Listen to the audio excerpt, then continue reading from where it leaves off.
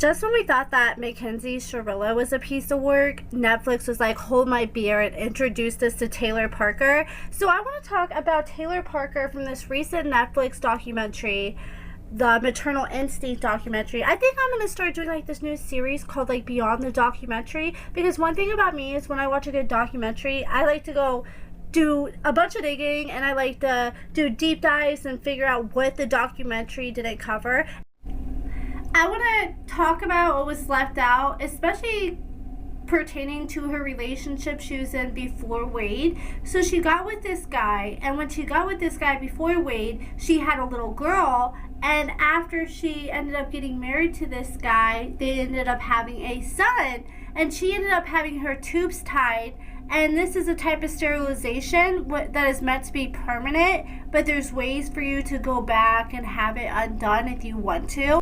Then she ended up having gastric bypass surgery. She ended up losing a lot of weight. And then in 2015, she had surgery to remove this ovarian cyst that she had. And while she was sedated in the middle of surgery, I guess she started having some kind of complications. And the doctors went to her husband at the time, Tommy, and her mother, and they're like, hey, we're having complications, so I think the best option right now would be for us to give her a hysterectomy. And they're like, okay, let's go ahead and do that. And then when Taylor ended up waking up after her surgery, once she found out that the doctors had to give her a hysterectomy, and the mother and the husband at the time agreed to that, she freaked out on them, and she started blaming them. Oh, you took away my chance for me to ever have kids ever again, and it's all your fault. And instead of being grateful and happy that they literally helped save her life, all she could do was care about how she can't have kids. When she was the one that literally decided to go get her tubes tied, and she knew that there was a good chance she wouldn't be able to have kids again, even if they didn't decide to do the hysterectomy. And I guess after she ended up having the hysterectomy done, Taylor started going all around her small town and telling everyone who would listen that she had stage 4 uterine cancer. And she ended up meeting a friend of a friend who also was suffering with uterine cancer. So Taylor and this girl ended up bonding over that. They ended up becoming really good friends. This girl, her name was Caitlin, and they even went and got these matching tattoos together. And I guess they're part of like this Jeep community where they would all get Jeeps, and they would all go back roading and drive their Jeeps around and hang out together and go on these trips together. And Caitlin brought Taylor into that community.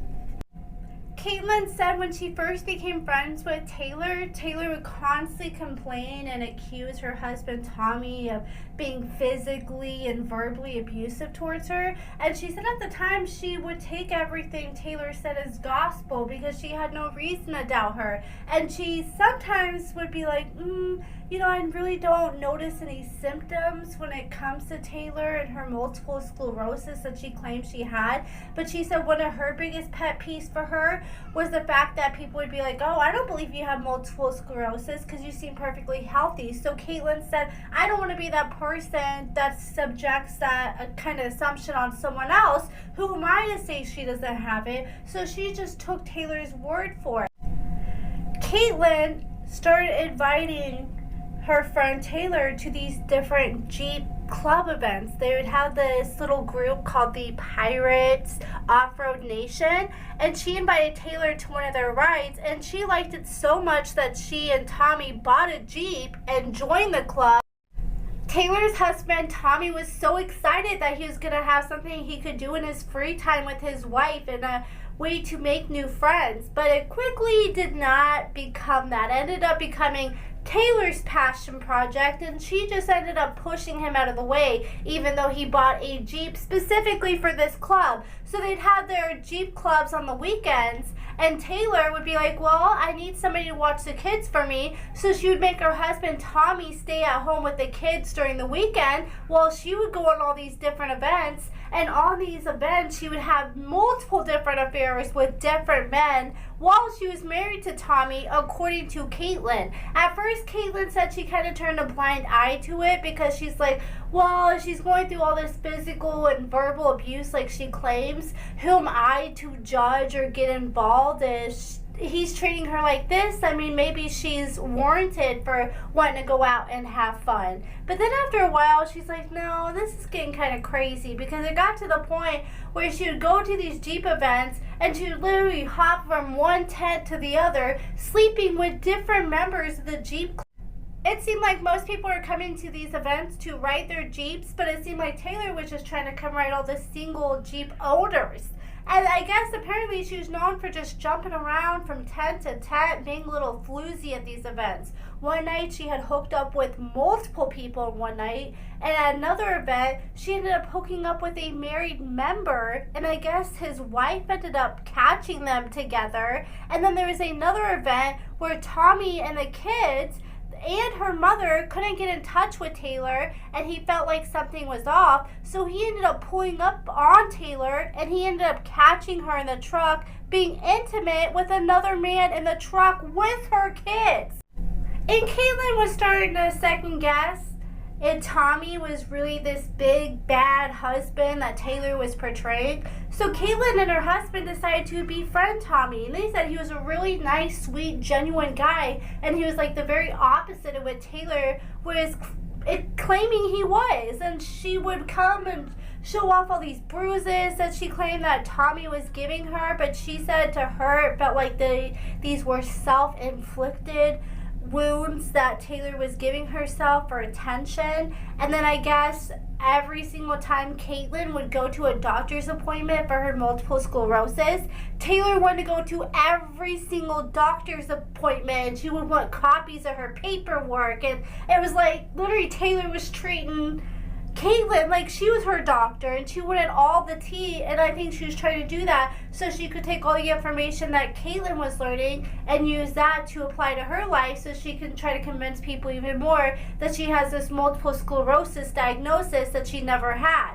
And apparently Taylor, when she was married to Tommy, she was constantly in and out of different ERs and doctor's offices because she was always trying to convince her doctors that she was sick or that she had multiple sclerosis, and they would test her over and over again, and they're like, no, you don't have multiple sclerosis, you're not sick, and they would send her home. And she would literally jump from one hospital to the next until they would finally get sick of her. And I guess when she was married to Tommy, she had put her husband in over $40,000 worth of medical debt from all these ER and doctor visits to try to get this diagnosis that she never had.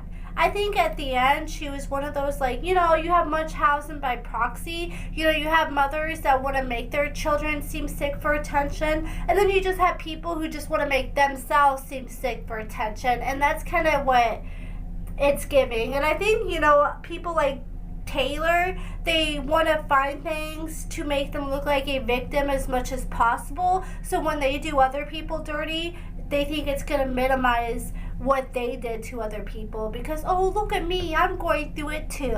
But that's it for this video, guys. At this time, Taylor Parker is still on death row. She has not been put to death at this time. She's tried to appeal her death row sentence multiple times, but all her appeals have been thrown out at this time. And I hope, you know, she gets her day where she does eventually get the death penalty, because literally you took 2 lives.